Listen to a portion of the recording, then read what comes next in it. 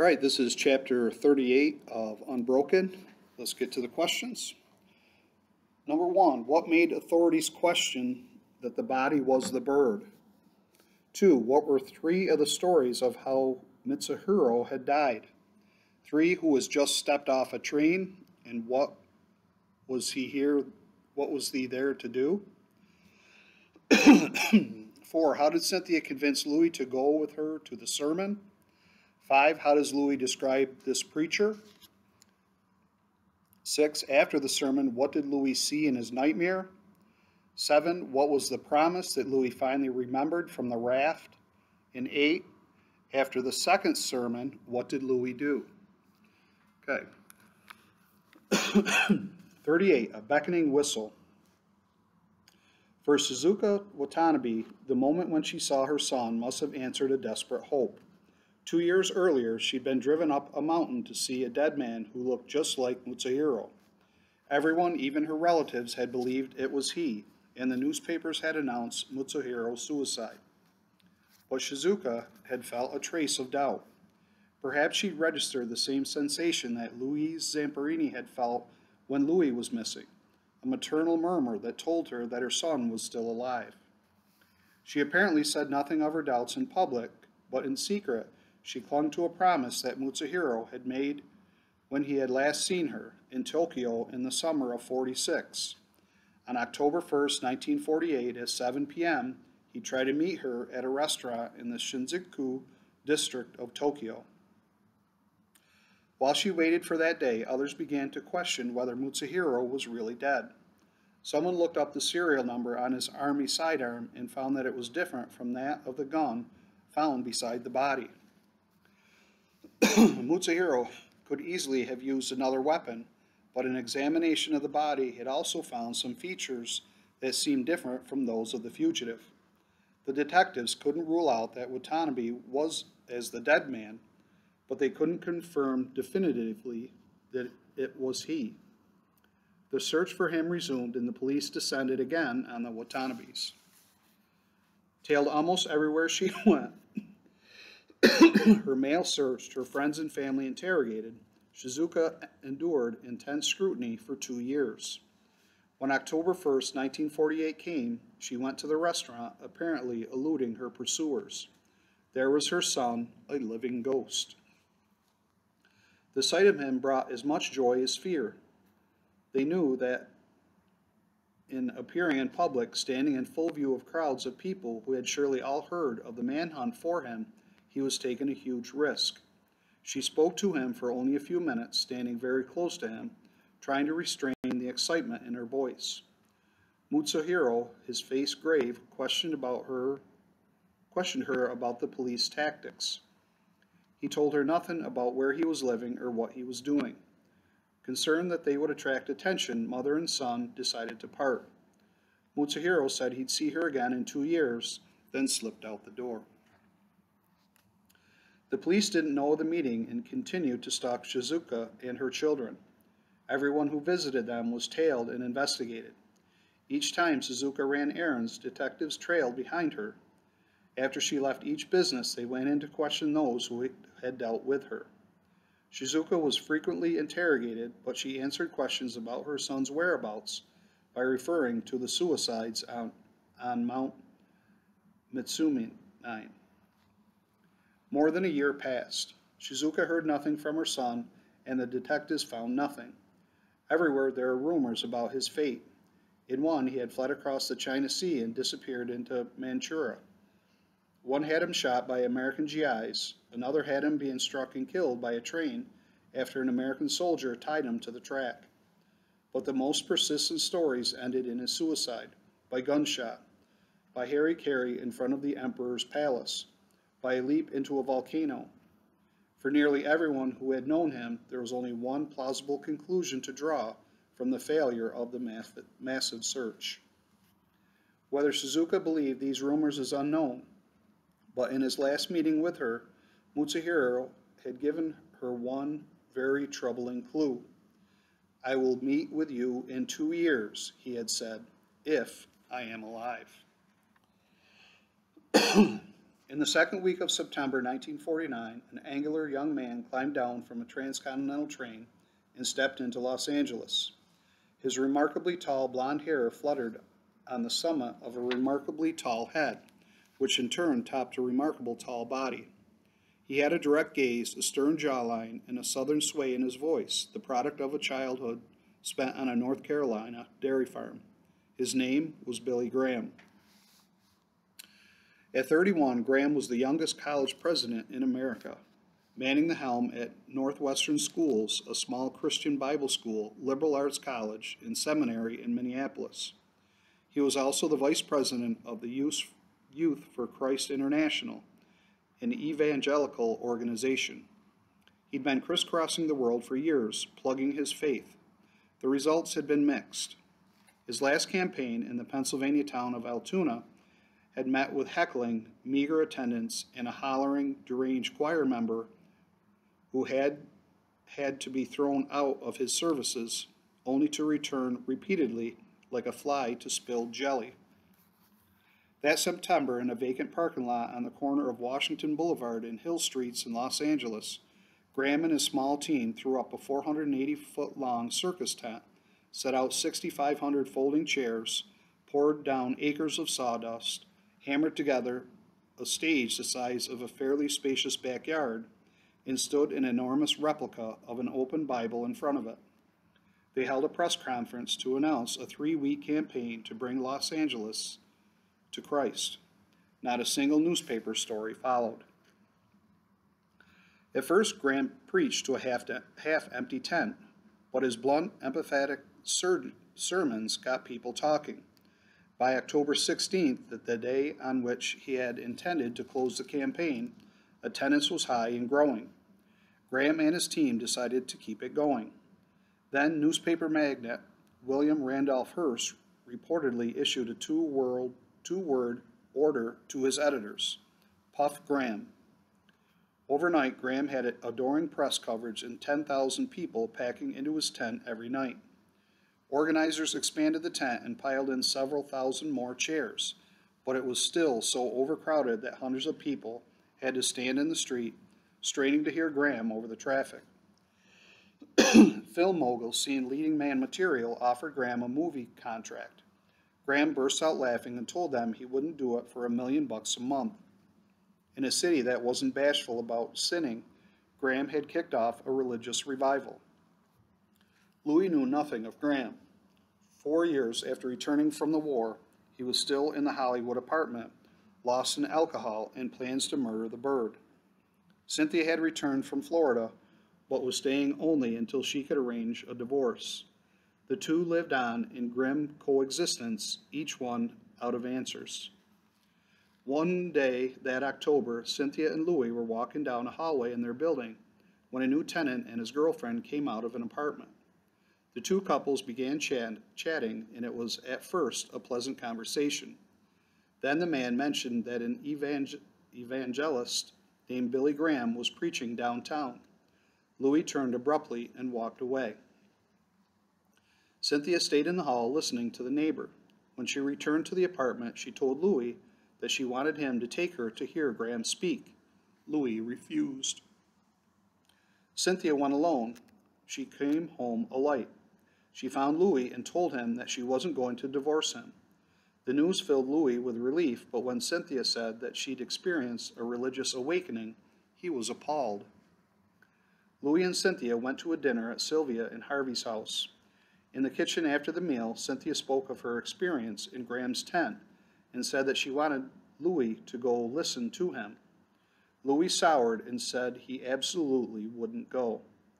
The argument continued through the evening and into the next day.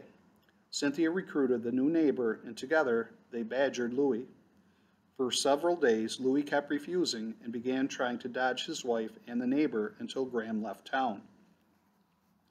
Then Graham's run was extended, and Cynthia leavened her entreaties with a lie. Louis was fascinated with science, so she told him that Graham's sermons discussed science at length. It was just enough incentive to tip the balance. Louis gave in. Billy Graham was wearing out. For many hours a day, 7 days a week, he preached to vast throngs, and each sermon was a workout, delivering in a booming voice, punctuated with broad gestures of the hands, arms, and body. He got up as early as 5, and he stayed in the tent late into the night, counseling troubled souls. Graham's weight was dropping, and dark semicircles shadowed his eyes. At times he felt that if he stopped moving, his legs would buckle, so he took to pacing his pulpit to keep himself from keeling over. Once someone brought a baby to him, and he asked whose child she was. He'd been away from home for so long that he didn't recognize his own daughter. He longed to end the campaign, but the success of it made him sure that Providence had other wishes. When Louis and Cynthia entered the tent, Louis refused to go farther forward than the back rows. He sat down sullen. He would wait out this sermon, go home, and be done with it. The tent was hushed. From someplace outside came a high, beckoning sound. Louis had known that sound since his boyhood when he lay awake beside Pete, yearning to escape. It was the whistle of a train. When Graham appeared, Louis was surprised. He'd expected the sort of frothy, holy rollin' charlatan that he'd seen preaching near Torrance when he was a boy. What he saw instead was a brisk, neatly groomed man 2 years younger than himself. Though he was nursing a sore throat and asked that his amplifier be turned up to save his voice, Graham showed no other sign of his fatigue. He asked his listeners to open their Bibles to the 8th chapter of John. Jesus went unto the Mount of Olives, and early in the morning he came again into the temple, and all the people came unto him, and he sat down and taught them. And the scribes and the Pharisees brought unto him a woman taken in adultery. And when they had set her in the midst, they say unto him, Master, this woman was taken in adultery, in the very act. Now Moses in the law commanded us, that such should be stoned, but what sayest thou? This they said, tempting him, that they might have to accuse him. But Jesus stooped down, and with his finger wrote on the ground, as though he had heard them not. So when they continued asking him, he lifted himself up, and said unto them, He that is without sin among you, let him first cast a stone at her. And again he stooped down and wrote on the ground. And they which heard it, being convicted by their own conscience, went out one by one, beginning at the eldest, even unto the last. And Jesus was left alone, and the woman standing in the midst. When Jesus had lifted up himself, and saw no one but the woman, he said unto her, Woman, where are those thine accusers? Hath no man condemned thee? She said, No man, Lord. And Jesus said unto her, Neither do I condemn thee. Go and sin no more. Louis was suddenly wide awake. Describing Jesus rising from his knees after a night of prayer, Graham asked his listener how long it had been since they prayed in earnest. Then he focused on Jesus bending down, his finger tracing words in the sand at the Pharisees' feet, sending the men scattering in fear. What did they see Jesus write? Graham asked. Inside himself, Louis felt something twisting. Darkness doesn't hide in the eyes of God, Graham said. God takes down your life from the time you were born to the time you die. And when you stand before God on the great judgment day, you're going to say, Lord, I wasn't such a bad fellow. And they're going to pull down the screen, and they're going to shoot the moving picture of your life from the cradle to the grave. And you are going to hear every thought that was going through your mind every minute of the day, every second of the minute. And you're going to hear the words that you said. And your own words and your own thoughts and your own deeds are going to condemn you as you stand before God on that day. And God is going to say, Depart from me. Louis felt indignant rage flaring in him, a struck match. I am a good man, he thought. I am a good man. Even as he had this thought, he felt a lie in it. He knew what he had become. Somewhere under his anger there was a lurking, nameless uneasiness, the shudder of sharks rasping their backs along the bottom of the raft. There was a thought he must not think, a memory he must not see. With the urgency of a bolting animal, he wanted to run. Graham looked out over his audience. Here tonight there's a drowning man, a drowning woman, a drowning man, a drowning boy, a drowning girl that is out lost in the sea of life. He told of hell and salvation, men saved and men lost, always coming back to the stooped figure drawing letters in the sand. Louis grew more and more angry and more spooked. Every head bowed and every eye closed, said Graham, offering a traditional invitation to repentance, a declaration of faith and absolution. Louis grabbed Cynthia's arm, stood up, and bowled his way from the tent. Somewhere in the city, a siren began a low wail. The sound, rising and falling slowly, carried through the tent, picked up by the microphone that was recording the sermon. That night, Louis lay helpless as the belt whipped his head. The body that hunched over him was that of the bird. The face was that of the devil. Louis rose from his nightmares to find Cynthia there. All morning Sunday, she tried to coax him into seeing Graham again. Louis, angry and threatened, refused. For several hours, Cynthia and Louis argued. Exhausted by her persistence, Louis finally agreed to go with one caveat. When Graham said, every head bowed, every eye closed, they were leaving. Under the tent that night, Graham spoke of how the world was in an age of war, an age defined by persecuting and suffering. Why, Graham asked, is God silent while good men suffer? He began his answer by asking his audience to consider the evening sky. If you look into the heavens tonight on this beautiful California night, I see the stars and can see the footprints of God, he said. I think to myself, my Father, my heavenly Father, hung them there with a flaming fingertip and holds them there with the power of his own impotent hand, and he runs the whole universe, and he's not too busy running the whole universe to count the hairs on my head and see a sparrow when it falls, because God is interested in me. God spoke in creation. Louis was winding tight. He remembered the day when he and Phil, slowly dying on the raft, had slid into the doldrums. Above, the sky had been a swirl of light. Below, the stilled ocean had mirrored the sky, its clarity broken only by a leaping fish. Awed to silence, forgetting his thirst and hunger, forgetting that he was dying, Louis had known only gratitude. That day he had believed that what lay around them was the work of infinitely broad, benevolent hands, a gift of compassion. In the years since, that thought had been lost. Graham went on. He spoke of God reaching into the world through miracles and the intangible blessings that give men the strength to outlast their sorrows. God works miracles one after another, he said. God says, if you suffer, I'll give you the grace to go forward. Louis found himself thinking of the moment at which he had woken in the sinking hull of Green Hornet. The wires that had trapped him a moment earlier now inexplicably gone. And he remembered the Japanese bomber swooping over the rafts, riddling them with bullets, and yet not a single bullet had struck him, Phil, or Mac. He had fallen into unbearably cruel worlds, and yet he had borne them. When he turned these memories in his mind, the only explanation he could find was one in which the impossible was possible. What God asks of men, said Graham, is faith. His invisibility is the truest test of that faith. To know who sees them, God makes himself unseen.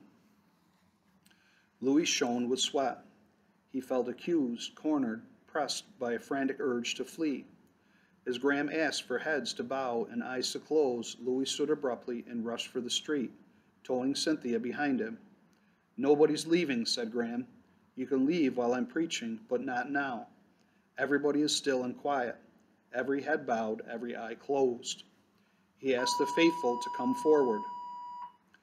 Louis pushed past the congregation in his row, charging for the exit. His mind was tumbling. He felt enraged, violent, on the edge of explosion. He wanted to hit someone. As he reached the aisle, he stopped. Cynthia, the rows of bowed heads, the sawdust underfoot, the tent around him, all disappeared. A memory long beaten back, the memory from which he had run the evening before, was upon him. Louis was on the raft. There was gentle Phil, crumpled up before him, Mac's breathing skeleton, endless ocean stretching away in every direction, the sun lying over them, the cunning bodies of the sharks waiting, circling. He was a body on a raft, dying of thirst. He felt words whisper from his swollen lips.